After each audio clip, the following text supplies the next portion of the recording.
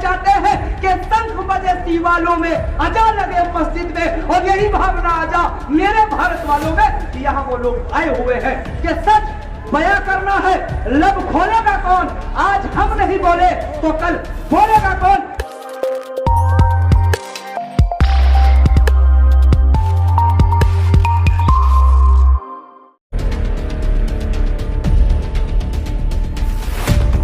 कोई साथी ताली नहीं बजाएगा। ये सपा और बसपा का मंच नहीं कि सम्मेलन पिछड़ों का और पौवे 500 रुपए वाले आए हो। सम्मेलन मुसलमानों का हो और तमाम दलित आए हो। सम्मेलन दलितों का हो और मुस्लिम टोपी लगाकर दिखा रहे हो कि हम दलितों के सम्मेलन में आए हैं। यहाँ वो लोग बैठे हैं जो असदुद्दीन ओवैसी से मोहब्बत करते हैं, इस देश में भाईचारा चाहते हैं। यहाँ वो लोग आए हैं जो इस देश में परिवर्तन चाहते हैं। यहाँ वो लोग आए हैं जो चाहते हैं कि शंख बजे दीवालों में, अजा लगे मस्जिद में, और यही भावना आजा मेरे भारत वालों में। यहाँ वो लोग आए हुए हैं। इस मंच को सजाने वाले यहाँ मंच पर मौजूद प्रदेश के अध्यक्ष आली जनाब शौकत अली साहब, पश्चिम उत्तर प्रदेश पारी आली जनाब डॉक्टर मेहताब चौहान साहब, जिला अध्यक्ष मोहित साहब, और हमारे वकील रशीद साहब और तमाम टीम। मुझे आपने मौका दिया। साथियों, मैं अपनी बात शुरू करने से पहले आपको इन दो लाइनों से अवगत कराता हूँ कि सच बयां करना है, लब खोलेगा कौन? आज हम नहीं बोले तो कल बोलेगा कौन? ये नजाकत अली राजनीति करने के लिए नहीं आया। ये नजाकत अली उस परदादा का पोता है जिस दादा ने इस देश को आजाद कराने के लिए 142 दिन जेल में काटे थे। 1947 15 अगस्त को एक लड़ाई खत्म हो गई थी। गोरे अंग्रेज इस देश से चले गए थे, मगर अब एक लड़ाई असदुद्दीन ओवैसी साहब ने शुरू की है। इस लड़ाई में तमाम वो हिंदू, तमाम वो मुसलमान, तमाम वो सिख हिस्सा ले रहे हैं, जो चाहते हैं हमारे देश में भाईचारा पैदा हो, सबको अगर इंसाफ मिले। कुछ लोग कहते हैं कि ओवैसी साहब मुसलमानों की बात करते हैं। कुछ लोग कहते हैं कि ओवैसी साहब 100 सीटों पर क्या लड़ेंगे। समाजवादी बसपा के लोगों 100 कान खोल कर सुन लो, ओवैसी को वोट कौन देगा? ये भी सवाल उनका होता है। मैं आपकी अदालत में एक सवाल छोड़कर जाता हूँ, वोट मत देना मजलिस को, मगर अपने गिरिबान में झांक लेना। अगर मेरे सवाल सही हो तो एक दूसरे से चर्चा करना, अगर मेरे सवाल सही ना हो तो उस बात को आगे बिल्कुल ना कहना। मेरे भाइयों, बुजुर्गों, दोस्तों, ओवैसी साहब को आने की कोई जरूरत नहीं थी। इस देश के मुसलमान ने 72 साल पंडित जवाहरलाल नेहरू से लेकर मुलायम सिंह तक, अखिलेश तक, माया तक, चौधरी चरण सिंह तक अपने नेता तमाम हिंदू भाइयों को मारने का काम किया है। मगर जब उन्होंने हमें हम पर इंसाफ नहीं दिया तो इसलिए असदुद्दीन ओवैसी साहब को हैदराबाद से चलकर यहाँ आना पड़ा। कुछ लोग कहते हैं कि यूपी का कोई नेता नहीं है, असदुद्दीन साहब क्या करेंगे? अरे यूपी में नेता सपा और बसपा में भी नहीं थे, वही चूरन बेचने वाले, वही साइकिल चलाने वाले नेता बने हैं। आने वाले वक्त में यह नजाकत अली, मेहताब चौहान और वकील रशीद साहब यहाँ के नेता होंगे। आपको भी आजम खान, नसीमुद्दीन सिद्दीकी के रूप में ये तमाम लोग नेता मिलेंगे। आप हमारी पोशाकों को समझ जाए, आप हमारी मजाक करते हैं तो ये मजाक एक दिन आपको बता देगी कि हम वो दीवाने हैं कि जहाँ चाहते हैं, जैसे चाहते हैं अपनी बात करते हैं, लोगों के हकों की बात करते हैं। हम गुलाम नहीं है। अगर ये एमपी एमएलए गुलाम न होते, ये नजाकत अली सीना ठोक कर कहता है, ऐ 64 मुसलमानों, आप समाजवादी सरकार में थे, माननीय मुलायम सिंह यादव के साहबजादे ने 5 वादे किए थे। ऐ मुसलमानों, मुझको वोट देना, सबसे पहले आपको 18% नौकरी दी जाएगी। दूसरा वादा था नौजवान मोहर आलिम जो बेगुनाह जेलों में बंद है उन पर रिहा किया जाएगा। तीसरा वादा था जान माल की हिफाजत होगी। चौथा वादा था उर्दू को राज्य की दूसरी भाषा का दर्जा दिया जाएगा। 5वां वादा था कब्रिस्तानों की बाउंड्री होगी। मुरादाबाद की सरजमी पे आज ये जो झलसा हो रहा है, समाजवादी का गढ़ कहने वाले लोगों, मेरा सवाल है कि मुझे जवाब दीजिए। आपको 18% नौकरी नहीं मिली, बल्कि हमारा भाई जियाउल हक को कुंडा में समाजवादी के गुंडों ने मार दिया गया। मेरे भाइयों, हमारे आलिमों को, नौजवानों को बेगुनाह जो जेल में बनते कोई भी यहाँ नहीं हुआ, बल्कि मौलाना खालिद मुजाहिद को पुलिस की सुरक्षा में बाराबंकी में मार दिया गया। उर्दू को राज्य की दूसरी भाषा का दर्जा नहीं मिला।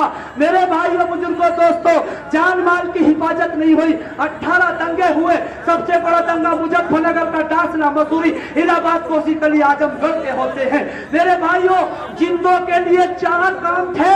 एक काम समाजवादी सरकार ने नहीं किया, मरने के बाद का इंतजाम किया है, कब्रिस्तानों की बाउंड्री कराई है। बता दिया है समाजवादी के लोगों ने कि जिंदों के लिए हमारे पास कुछ नहीं, मरने के बाद का इंतजाम है। ठीक है अखिलेश जी, आपने भी हमारे साथ वादा खिलाफी की, मगर मैं उन 64 गुलामों से पूछना चाहता हूँ, आप तो सत्ता में थे, आपने हमारे हक की बात क्यों नहीं कही? क्योंकि उनको टिकट चाहते थे, उनको टिकट चाहते थे। वो टिकट और एमपी की लड़ाई लड़ते हैं। असदुद्दीन ओवैसी और मजलिस के सिपाही हक और इंसाफ की लड़ाई लड़ते हैं। फैसला आपको करना है। बहन कुमारी मायावती को हमने अपने नेता माना। मेरे भाइयों, बुजुर्गों, दोस्तों, जो भाजपा ने नहीं किया, भाजपा अब कर रही है, वो बहन कुमारी मायावती पहले कर चुकी है। बहन कुमारी मायावती ने संभल का नाम बदलकर भीमनगर रखने का काम किया, मिर्जापुर का नाम बदलकर विजाजी नगर रखने का काम किया। मेरे भाइयों, बुजुर्गों, दोस्तों, अमरोहा का नाम बदलकर ज्योतिबा फूले नगर करने का काम किया। शुरुआत बहन कुमारी मायावती ने की है और आज भाजपा उस पर अमल कर रही है। मेरे भाइयों, बुजुर्गों, दोस्तों, मैं पूछना चाहता हूं, आखिर आप कब तक इस तरह से लुटते और पिटते रहोगे? आपने अपने वोट के हक, अपने वोट के तरीके को, अपने वोट के तरीके को, अपने वोट को सही तरीके से इस्तेमाल नहीं किया, इसलिए आज तबाह और बर्बाद हो। जो चाहता है, जहाँ चाहता है, जैसे चाहता है, आपको जेब पत्री में, आपको मर्डर में, आपको लूट में, आपको डकैती में गिरफ्तार कर लेता है और कोई आपकी रहनुमाई करने वाला नहीं। हाँ, अगर चाहते हो मेरे दलित भाई की तरह 11,000 का कांड बनना है तो बहन कुमारी मायावती का समाज जैसे नेता मानता है, बहन कुमारी मायावती को आप लोगों को असदुद्दीन ओवैसी साहब को अपना नेता मानना होगा। आज देखा आपने कासगंज के अंदर एक अल्ताफ नाम के लड़के को पुलिस की सुरक्षा में मार दिया गया। मैंने अखिलेश जी का ट्वीट पढ़ा है, मेरी जेब में मोबाइल में मौजूद है। आपने लिखा है एक नौजवान युवक को पुलिस की सुरक्षा में मार दिया गया, तुम्हारा तो नाम भी लेने में शर्म आ रही है। अभी पूर्वांचल में परसों एक प्रोग्राम था, वीडियो हमारे पास है, मौजूदा चेयरमैन है, मंच पर जगह नहीं दी गई। अरे ऐसी जिंदगी से, ऐसी राजनीति से, इस गंदी राजनीति से तो बेहतर है कि अपने घर में बैठ जाए, जो आप अपनी बात भी नहीं कह सकते। मेरे भाइयों, बुजुर्गों, दोस्तों, याद करना होगा, तरीके को हमने नहीं समझा। अगर समझ लेते तो आज हमारे साथ ये नहीं होता। जब चुनाव का माहौल होता है, हमारे बीच में गाड़ी आती है, पहली गाड़ी कांग्रेस की होती है और वो कहती है, ऐ मुसलमानों, कांग्रेस के पंजे पर मोहर लगाना, भाई शफीक अहमद को जिताना, सपना साकार पंडित जवाहरलाल नेहरू का करना, हाथ सोनिया राहुल के मजबूत करना। वो चले जाती है। दूसरी गाड़ी आती है, समाजवादी के साइकिल पर मोहर लगाना, लोहिया के सपनों को मजबूत करना, हाजी यूसुफ साहब को जिताना है और हाथ अखिलेश जी के मजबूत करने हैं। वो चली जाती है। तीसरी गाड़ी लोकदल की आती है कि नल के निशान पर मोहर लगाना, अजीत सिंह जी के हाथों को, जैन जी के हाथों को मजबूत करना, सपने चौधरी चरण जी के साकार करना। ये चौथी गाड़ी आती है, हाथी के सामने वाला बटन दबाना, भाई नजाकत अली, शराफत अली, दानिश अली को जिताना, सपना काशीराम का साकार करना, बहन कुमारी मायावती के हाथों को मजबूत करना। उन लोगों ने कोई झूठ नहीं बोला, उन लोगों ने हाथ अपने मजबूत किए हैं, पर मेरी आवाम ने, मेरी कौम ने, मेरे मुसलमानों ने नहीं सोचा कि जब उनके हाथ मजबूत हुए हैं तो उनके हाथों ने हमें पीटने का काम किया है। उनको वोट दे देकर हमारे हाथ इतने कमजोर हो गए। हम मुजफ्फरनगर पर नहीं बोले, हम ललियाना पर नहीं बोले, हम दासना मसूरी पर नहीं बोले, हम इलाहाबाद पर नहीं बोले, हम कोसीकला पर नहीं बोले। और आज तो हद ये हो गई कि जुल्म हमारे साथ हो रहा है। मौलाना खालिद सिद्दीकी पर हम नहीं बोले, त्रिपुरा पर हम नहीं बोल रहे। अगर कोई बोल रहा है तो मजलिस के सिपाही बोल रहे हैं और हमने ऐलान किया है सरकार से कि हम जुल्म के खिलाफ बोलेंगे। आपकी जेल छोटी पड़ जाएगी, मजलिस के सिपाही जेल में जाने से कम नहीं पड़ेंगे। मेरे भाइयों, बुजुर्गों, दोस्तों, मैं अपनी बात खत्म करता हूँ, वक्त इजाजत नहीं देता। अगर मेरी बात कुछ समझ में आई हो तो नोट कर लेना और याद रखना। इन 2 लाइनों के साथ बात अपनी खत्म करके जा रहा हूँ। जो सब आपस पर ये कह रहे हैं कि क्या करेंगे, तो याद रखो, ये जमाना बहुत बुरा है। इस जमाने की हवा कोई दीवाना बताएगा।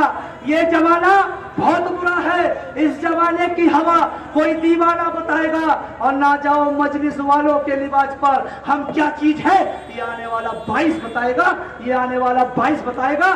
जय राष्ट्रीय एकता, जय भारत, इस देश के दुश्मन हो जागारत। जय हिंद, अस्सलाम वालेकुम, आदाब। बहुत बहुत शुक्रिया मुझे बोलने का मौका दिया।